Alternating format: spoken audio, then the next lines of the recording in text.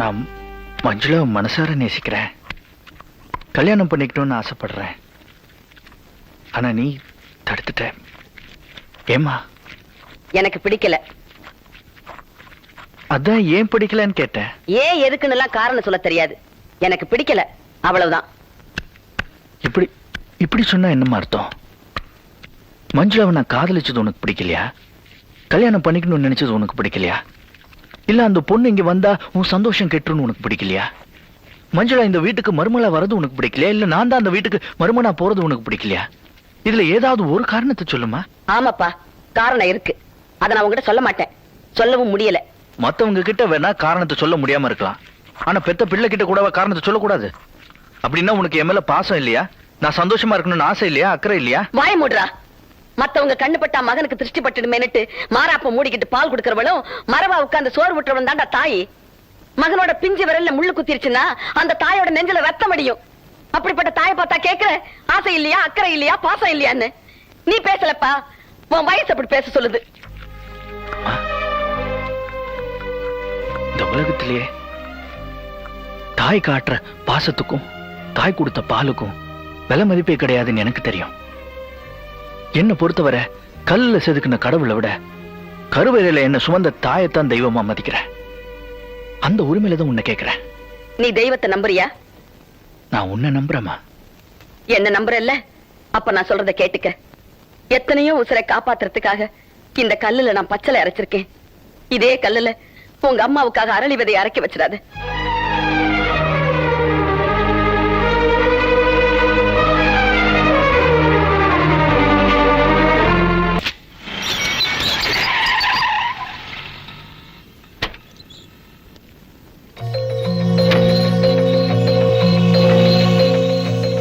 இது தங்கராஜ் கடையில இருந்த பொம்மை தானே? ஆமாமா. இந்த பொம்மை நீயே எடுத்து போற? இது தேவையில்லாத பொருள், எதுக்கு கடை அடைச்சுக்கிட்டுன்னு குப்பத்தொட்டில போட போனார் தங்கராசு. நான் தான் எனக்கு வேணும்னு கேட்டு வாங்கிட்டு வந்தம்மா.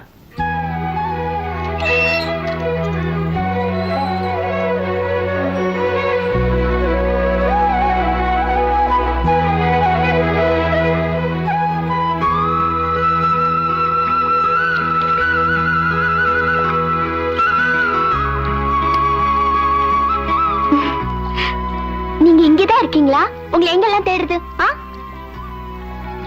உங்களைதான். என்னாச்சு? ஆமா, ஏன் ஞாபகமா தானே அந்த பொம்மையை வாங்கி என்ன லஞ்சு கொஞ்சிட்டு இருந்தீங்க? இப்ப ஏன் தேவையில்லாத பொருள் தூக்கி எரிஞ்சிட்டீங்க? உங்களை தானே கேக்குற, சொல்லுங்க. ஏன் ஒரு மாதிரி இருக்கீங்க? என்னங்க, நில்லுங்க. ஏன் பேசாம போறீங்க?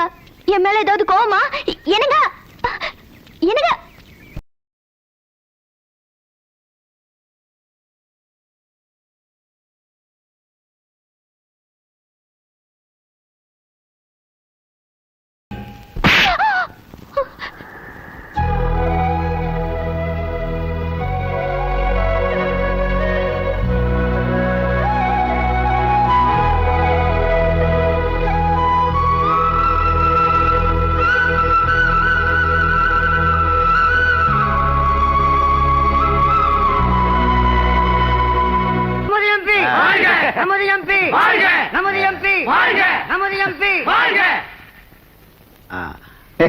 நீங்க இதே மாதிரி 100 வயசு வரைக்கும் எம்பியாவே இருக்கணும். அடி ஏண்டா மந்திரியான ஒத்துக்க மாட்டீங்களா? தமிழனை முன்னேற விட மாட்டீங்களா? ஒரே குத்து.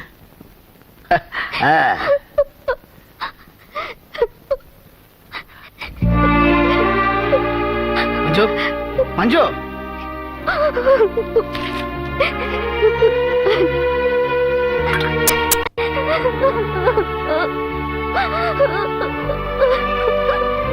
மஞ்சுளா, மஞ்சு என்னமாச்சு? என்னாச்சு? கோப்பனுக்கு மாலை போடுறதுக்கு வெளியே 1000 பேர் காத்துக்கிட்டு இருக்காங்க. நீ இப்படி அழுதுட்டு வந்தா அவங்களாம் என்ன நினைப்பாங்க? அப்பா, நீங்க ஜெயிச்சிட்டீங்கப்பா. உங்க கழுத்துல மாலை விழுது. நான் தோத்துட்டு என் கழுத்துல மாலை விழாது. என்னம்மா நீ விளையாட்டு தரமான வயசுல இப்படி வில்லங்க தரமா பேசிட்டு என்ன ஆச்சு இப்போ? அப்பாவும் தாவும் கேக்குறாங்களே, என்னன்னு சொல்லுமா? தங்கராசு என்ன கல்யாணம் பண்ணிக்க முடியாதுன்னு சொல்லிட்டாருப்பா.